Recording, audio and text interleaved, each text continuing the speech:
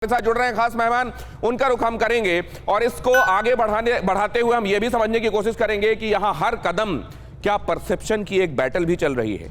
कहा जाता है कि जितना असल जंग में साइकोलॉजिकल वॉरफेयर आवश्यक होता है, साइऑप्स आप जिनको कहते हैं, मनोवैज्ञानिक लड़ाई, उतना ही जरूरी होता है चुनावी मैदान में भी मनोवैज्ञानिक हवा बनाना। क्या वो हवा, क्या वो परसेप्शन बनाने की भी एक जंग चल रही है, इस पर करेंगे बातचीत। और हमारे साथ जुड़ रहे हैं खास मेहमान जॉन बारला, सांसद बीजेपी, जूही विश्वास हमारे साथ जुड़ रही हैं, प्रवक्ता हैं तृणमूल कांग्रेस की, विवेक श्रीवास्तव नेता, वामपंथी नेता हैं, कई बार आपके साथ चर्चा में शामिल हो चुके हैं, संजीव उनियाल हमारे साथ जुड़ रहे हैं, आरएसएस विचारक हैं और हमारे साथ चर्चा का हिस्सा हैं, गौतम लाहिरी सीनियर जर्नलिस्ट, बंगाल मामलों में खासतौर से उनको जो एक्सपर्टीज है वो कम जर्नलिस्ट को होती है, तो उनकी निगाहों से भी हम समझने की कोशिश करेंगे। लेकिन सबसे पहले जरा जॉन बारला साहब से ये समझें कि ये मुलाकातें सिर्फ मुलाकातें हैं या इसके आगे भी इसमें कोई मायना छिपा हुआ है। लेकिन बताया जा रहा है कि जॉन बारला से अभी हमारा कनेक्शन एस्टैब्लिश्ड नहीं है, तो अभी जूही मैं आपसे ये समझना चाह रहा हूँ कि ये क्या है, आप लोग कैसे देख रहे हैं कि इसमें कुछ हो रहा है आगे, या ये वाकई एक एडमिनिस्ट्रेटर की कर्टसी मीटिंग्स हैं, उसकी ऑब्लिगेटरी मीटिंग्स हैं?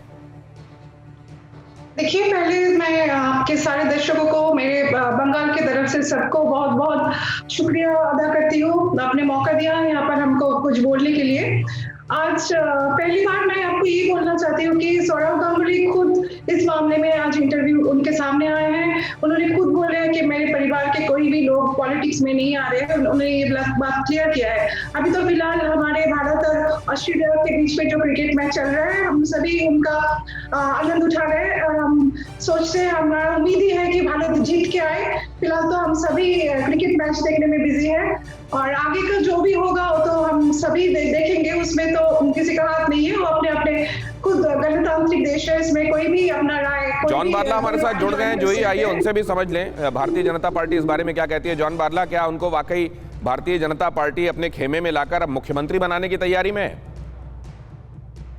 देखिए, पूरा तथ्य तो मालूम नहीं है, फिर भी आज बीते कल हमारे राज्यपाल के साथ मिले तो बहुत खुशी हुई कि कम से कम हमारे प्रधानमंत्री और अमित शाह जी के नेतृत्व में अभी पूरा देश को और पूरा राज्य को, पश्चिम बंगाल राज्य को आगे चलाने के लिए बहुत अगर सौरभ जी आते हैं, है ना, तो हमारा स्वागत है। हमारा पूरा देश के लिए काम किया है और हमारा उत्साह बढ़ाया है।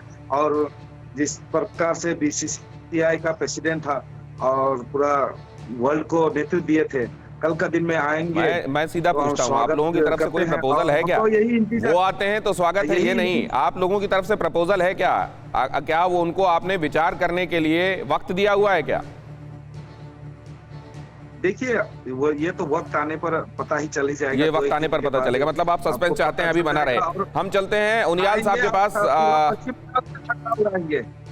आते हैं सर, आपके पास आते हैं, संजीव उनियाल साहब के पास, लेकिन हम जाते हैं सवाल को लेकर। संजीव उनियाल साहब, मतलब ये सब बहुत अहमियत रखता है इस लिहाज से क्योंकि हमारे देश में क्रिकेटर्स, उनको लेके लोगों का परसेप्शन और उनके आने नहीं आने से कितना फर्क पड़ता है नहीं पड़ता है, ये जनता सोच रही है। लेकिन आप क्योंकि संघ के विचारों से जुड़े हुए हैं, किस तरीके से सियासी ज़मीन तैयार होती है, किस तरीके से उसमें काम करके चीज़ों का अनुभव लेके लोग ऊपर बढ़ते हैं और फिर किसी समय पे जाके उनको जिम्मेदारी दी जाती है, ये जो एक परंपरा है, इसको आप किस तरीके से देखते हैं? आपके अपने अपने विचार क्या हैं इसको लेकर? देखिए, ये प्योरली वैसे बीजेपी का प्रश्न है, परंतु राजनीतिक तौर पे अगर इसका डाइसेक्शन किया जाए तो मुझे लगता है कि जो व्यक्ति रूट लेवल से, ग्रास रूट लेवल से, नीचे से काउंटी से खेलता हुआ, स्टेट से खेलता हुआ, जिसने देश को रिप्रेजेंट किया, और मैं मानता हूं कि एग्रेसिवली जिस व्यक्ति ने लीड किया टीम को, क्योंकि उस टाइम सिर्फ आप देखिए महाराष्ट्र के खास लोगों का वर्चस्व होता था कि जब वेस्ट बंगाल से एक या दो मेरे ख्याल से प्लेयर आए होंगे, उसके बाद इस व्यक्ति ने उसको सिंगल हैंडेड उस टीम को एकाग्रता, संगठनता और उस यूनिटी के साथ एक टीम को एक नए मकाम पर पहुंचाया। और मैं तो कई बार ऐसा भी कहता हूं कि बाएं हाथ से खेलने वाला प्लेयर ज्यादा एग्रेसिव होता है और इस टाइम जिस हिसाब से बंगाल की धरती में माँ माटी मानुष को जो है बिल्कुल धरती में मिलाकर उसके खूनों से सन गई है माटी, तो एक एग्रेसिव प्लेयर जो कि लेफ्ट हैंडर होता है, लेफ्ट हैंडर का शॉट आप देखिए कि छक्का पार करता है, स्टेडियम पार करता है। तो ऐसे ही एक व्यक्ति की जरूरत है जो कि टीम को पूरी भारतीय जनता पार्टी जैसे एक विशाल मतलब आप ये फोर्स कह रहे हैं जिसके कि साथ अगर हो कोई इस तरह का उसको एक टीम में लेफ्टी बांध सकता है एग्रेसिव और जिस तरह से क्रिकेट डेवलप किया वो क्रिकेट डेवलप कर सकता है। लेफ्टी एग्रेसिव कोई एस्टैब्लिश्ड प्लेयर जिसकी जय जयकार होती रही है, जिसने टीम इंडिया को भी कई मुकाम दिलाए हैं, वो आपके लिए बाएं हाथ का भारतीय जनता पार्टी का आपका जो पॉलिटिकल विंग है उसके लिए बाएं हाथ का खेल हो जाएगा वहां पर चीजें अपने तरफ करना, या आपको लगता है पहले ही एटमॉस्फेयर कंड्यूसिव है और ऐसे में किसी एक को चेहरा? परवाह देश की, सोमवार से शुक्रवार रात 10 बजे TV9 भारतवर्ष पर।